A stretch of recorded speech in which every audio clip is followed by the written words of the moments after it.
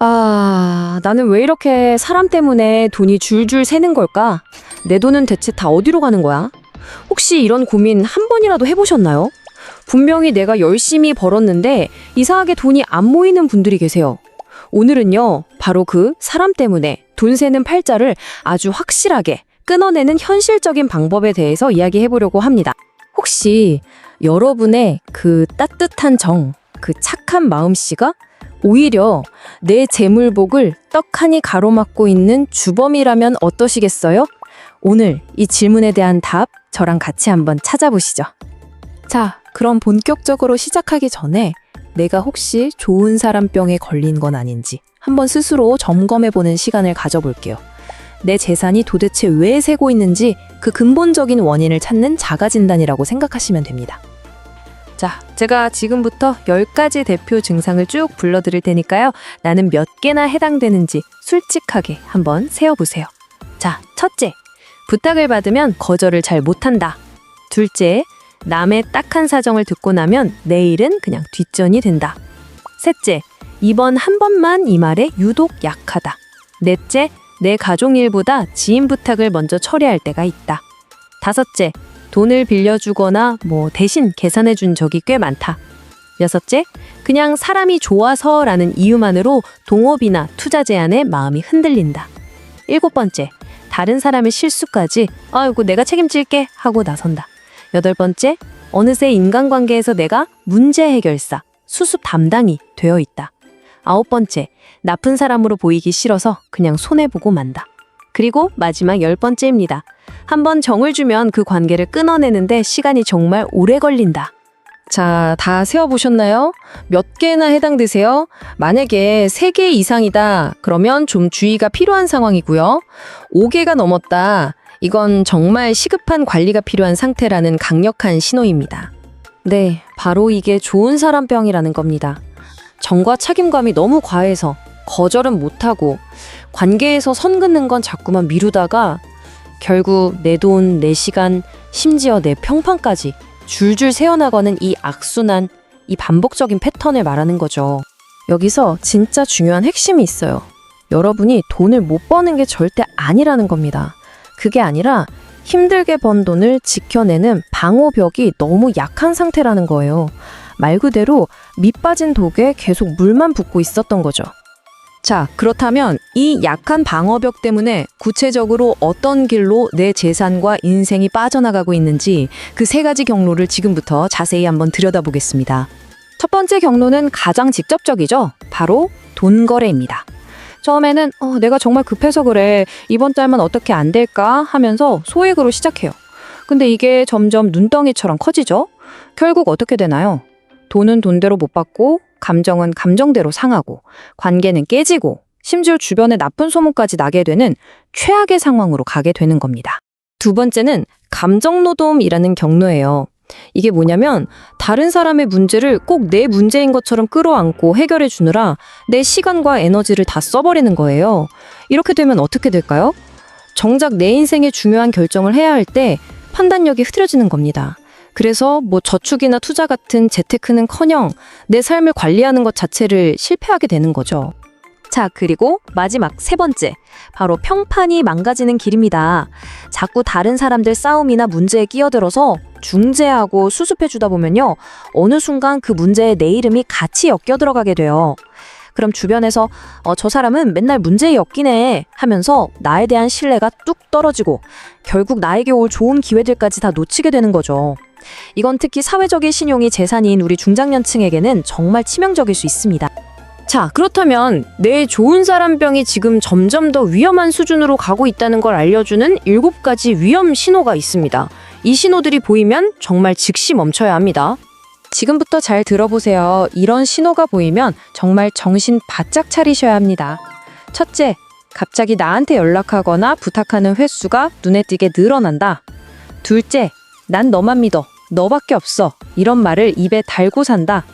셋째, 대화 중에 은근슬쩍 돈 이야기를 꺼낸다. 투자, 동업, 대출 이런 거요. 넷째, 내가 한번 거절했더니 네가 어떻게 나한테 그럴 수 있어 하면서 나를 죄인으로 만든다. 다섯째, 결정을 오늘 안으로 지금 당장 해달라고 계속 재촉한다. 생각할 시간을 안 주는 거죠. 여섯째, 우리 가족과의 약속이나 내 개인 시간을 아무렇지 않게 무시하고 침범한다. 그리고 마지막, 일곱 번째, 이게 제일 무서운 신호예요. 한번 도와줬더니 고마워하기는커녕 요구가 점점 더 대담해지고 커진다. 이 중에 단 하나라도 해당된다면 이건 정말 강력한 경고 신호입니다. 자, 그럼 이제 문제점을 알았으니까 해결책을 찾아야겠죠? 지금부터 내 재산을 단단히 지키고 내 인생의 주도권을 되찾아올 아주 현실적인 5가지 원칙을 제가 처방해 드리겠습니다. 딱 이 5가지만 기억하시면 됩니다. 30일의 법칙, 기록의 법칙, 가족 우선의 법칙, 즉답 금지의 법칙, 그리고 마지막으로 거절의 기술 3가지입니다. 자, 그럼 하나씩 자세히 알아볼까요? 첫 번째 원칙은 바로 30일의 법칙입니다. 이건 아주 간단해요. 새로 알게 됐거나 갑자기 친해진 사람과는요, 처음 한 달, 딱 30일 동안은 그 어떤 돈 거래도 절대 하지 않는 겁니다. 돈을 빌려주는 것, 동업, 투자, 보증은 물론이고 뭐 대신 결제해주는 것까지 전부 다요. 이 30일이 그 사람을 파악할 수 있는 최소한의 시간을 벌어주는 아주 중요한 방어막이 될 겁니다. 두 번째는 기록의 법칙입니다. 돈이나 일과 관련된 중요한 약속은 절대로 말로만 하고 끝내지 마세요. 아주 사소한 거라도 반드시 문자나 메모로 증거를 남겨두셔야 합니다. 기록을 남기는 건요, 상대를 의심해서가 아니에요. 나중에 딴소리하는 사람들로부터 내 인생을 지키기 위한 최소한의 안전장치인 겁니다. 세 번째 원칙, 가족 우선의 법칙입니다. 어쩌면 이게 제일 중요하면서도 우리가 가장 쉽게 놓치는 부분일 거예요. 다른 사람 부탁 들어주기 전에 우리 가족의 시간, 우리 가족의 돈부터 먼저 챙기는 겁니다. 내가 밖에서 좋은 사람 되려고 하다가 정작 집에서 가장 소중한 사람들을 힘들게 하진 않았는지 꼭 한번 돌아보셔야 해요. 이 우선순위만 바로 잡아도 우리 집안에 정말 큰 안정감이 찾아옵니다. 네 번째, 이거 정말 중요합니다. 즉답 금지의 법칙이에요. 어떤 부탁을 받든 그 자리에서 바로 알았어 이렇게 대답하는 습관을 버리셔야 해요. 이제부터 여러분의 기본 답변을 이걸로 바꾸는 겁니다. 그건 제가 한번 생각해보고 오늘 저녁에 다시 연락드릴게요. 딱 이 한마디, 이 짧은 시간이 앞으로 여러분을 수많은 후회의 순간들로부터 구해줄 겁니다. 자, 드디어 마지막 5번째 원칙입니다. 바로 거절의 기술인데요. 핵심은 이거예요. 거절은 짧고 단호하게. 미안한데 내 사정이 사실은 이렇게 설명이 길어지면요, 상대방에게는 오히려 나를 설득할 틈만 주는 꼴이 됩니다. 그래서 그냥 이 문장을 통째로 외워두세요. 첫 번째 거절 대사입니다. 그건 제가 도와드리기 어렵겠습니다. 여기서 미안한 표정 지을 필요 없어요. 내 감정이나 구체적인 사정을 설명할 이유도 전혀 없습니다. 그냥 어렵다는 사실만 딱 전달하는 거죠. 만약 돈 문제라면 이 말이 최고입니다. 저는 원칙상 지인과는 돈 거래는 안 합니다. 이렇게 말해버리면 이건 그 사람에 대한 개인적인 감정의 문제가 아니라 내 인생의 원칙 문제가 되는 거잖아요. 그러면 상대방도 더 이상 할 말이 없어지는 거죠. 그리고 세 번째, 이건 어떤 상황에서든 쓸 수 있는 만능 대사입니다. 이번에는 제 상황이 여의치가 않네요. 이 한마디면 그냥 끝나는 겁니다. 정중하면서도 누구도 함부로 넘어올 수 없는 단단한 벽을 세우는 가장 좋은 표현이에요. 원래 이야기의 핵심 결론입니다. 여러분, 좋은 사람은 복입니다. 하지만 만만한 사람, 소위 말하는 호구는 복이 아니에요.